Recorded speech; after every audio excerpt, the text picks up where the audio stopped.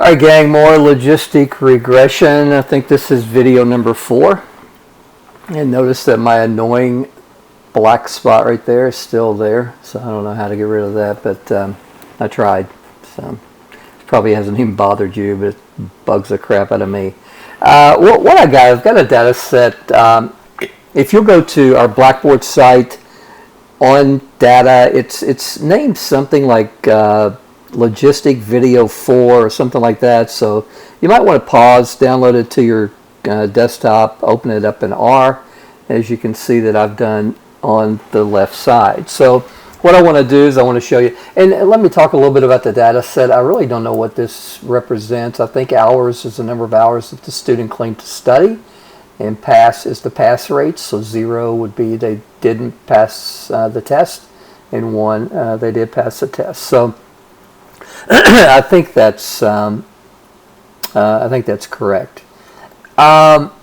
So let's do it. Let's find the show you how simple it is to find these estimated coefficients using R. So the first thing I would do is just create my model, and we use the general linear model function through R, and we want our Y, which is pass, to be predicted by the hours, and we have to let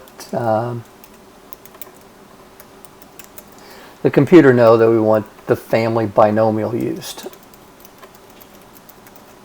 Do our summary of the model, and you can see that we get our estimates. So guys, these first 2 estimates, we'll talk about all this other stuff soon enough, but for right now we'll just focus on the negative 3.06 and the 0.16. So what we can say is that the estimate B0 is negative 3.0597, and the estimate for beta 1, B1, is 0.1615. Now, the let's see, I don't even know really where I want to go here.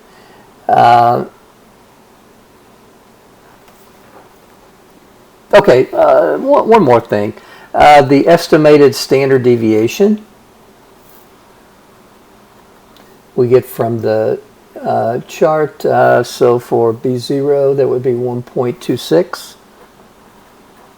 And the estimated standard deviation for hours would be 0.065. All right, so that's really all I'd want to report at this time. Now, if I want to get my fitted values, it turns out it's really easy to do, and I just usually you'll go ahead and name those, and I'll call that fitted for the model. If I want to call them, I can. So if I want to, I can put this in a new data frame, and I can call this hours, pass, and fitted. So if I type new data, you can see that for each observation, each case, this first person studied 14 hours, or at least they claim they did.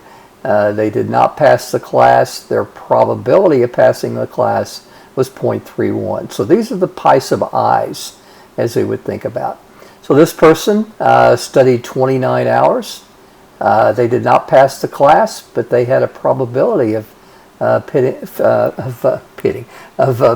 the class of about 0.84. Now, we know that we can find these, that the predicted probability can be found, for example, for the first case, by taking e to the negative 3.06 plus 0.16 times our x, which in this case would be 14,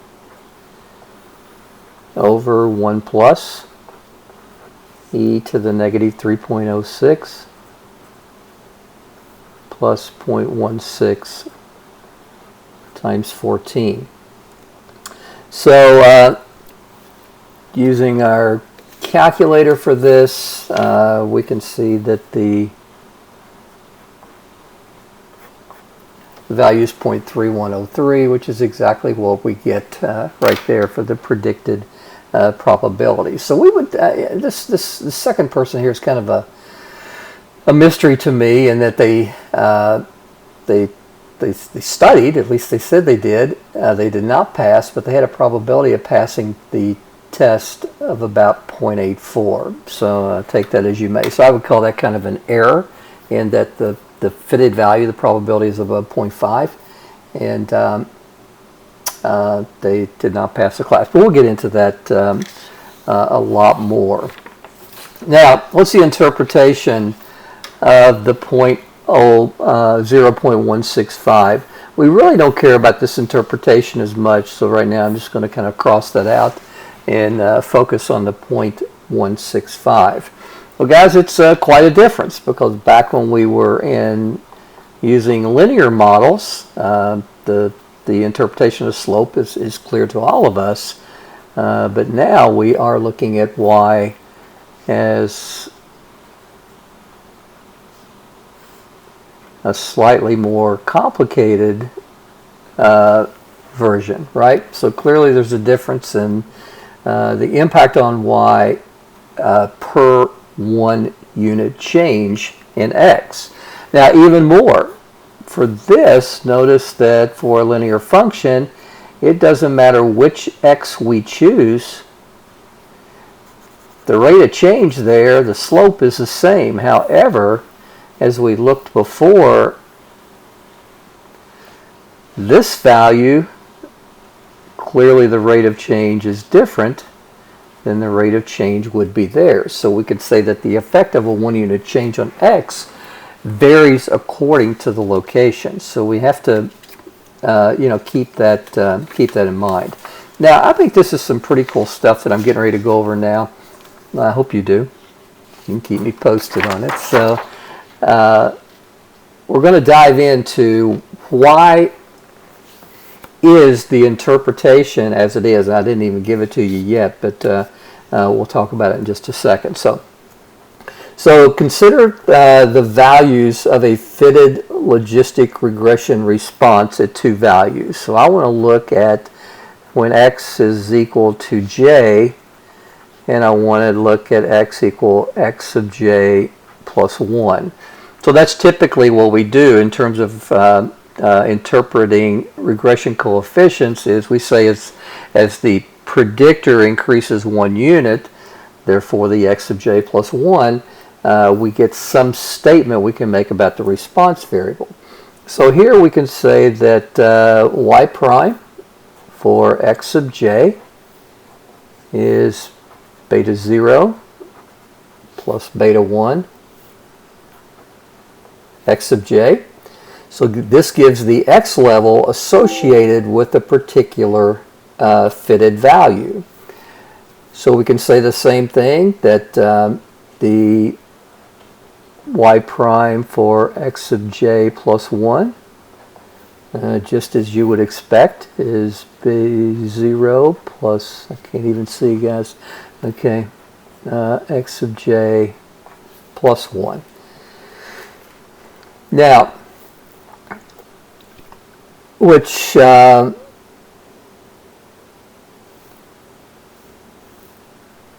okay. Now let's look at the difference, because that's really what a change in 1 unit is actually focusing on. So we can say that pi prime of xj plus 1 minus y prime of xj is just this value.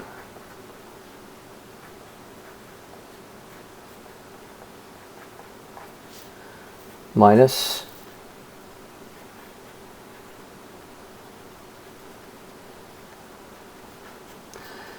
and after all the smoke clears, guys, and you do all your cancellation, you can see that this is just exactly the value for beta 1. Now, according to y prime equal to b0 plus b1 x, we can say that y prime is equal to the log base E of the predicted value divided by 1 minus the predicted value. So it's the log of the odds, as we've talked about before.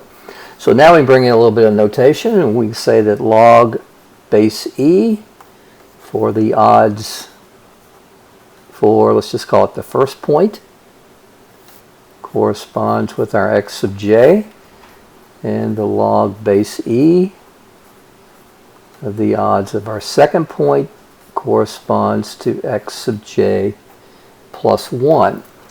Now let me grab a sheet of paper here. So in other words, what this tells us is that the log base E for the odds for the second point minus the log base E of the odds of the first point is exactly what you would think. Log base E, subtracting, so we're going to be dividing.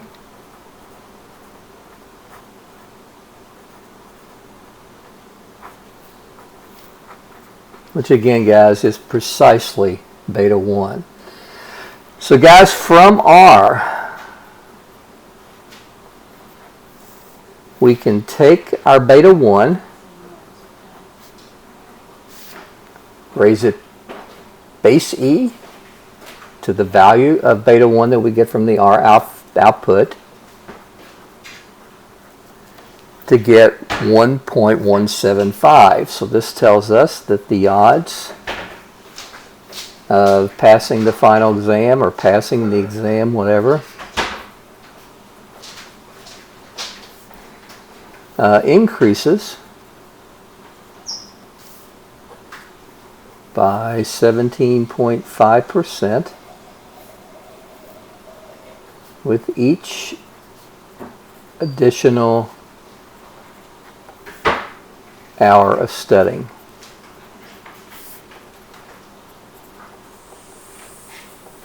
Now, kind of a cool thing that happens, and because again, it's not you know, we don't have a linear function here. The rate of change varies depending on the choice of x. Sometimes we find it interesting that we need to focus more on a larger change in our x values than just a 1 unit change. Now, a classic example of this, and at least I think, is, you know, if you have an SAT of 600 and you look at the difference in whatever the dependent variable may be of an SAT of 601, there's really not going to be much difference, at least in my opinion, because of the high variation in SATs of a difference of 1 unit when it comes to SATs. Now, there's a lot more significant difference for ACTs. You know, a 28 versus a 29, there's a more significant difference than there is from a 600 to 61, simply because of the scale. So what we can do is we can estimate the odds ratio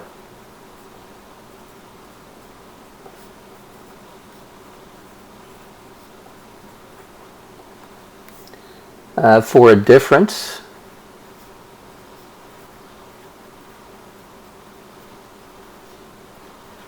of D units by just examining E to the D times B1. Now clearly this holds true if D is equal to 1, because we just have E raised to the B1, which, you know, we did all that stuff up here. So guys, if we were wanting to compare, for example, 10 hours studying to 25 hours studying, which, you know, would be a significant difference, 2.5 times, we could say that we could calculate this by taking E to, so there's a difference of 15.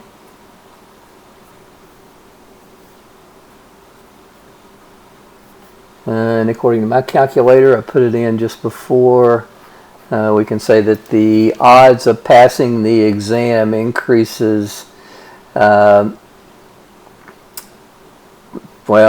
the odds of for each 15 unit, at least for this 15 unit change in study time, the odds of passing increase are about 11.3 times higher for the person who studied 25 hours than for the person who studied 10 hours. So, guys, let's see, anything else? I think this is good. Let's again, my goal here was to keep the video short. I think I've done a decent job of it, but let's call it a day. Take care.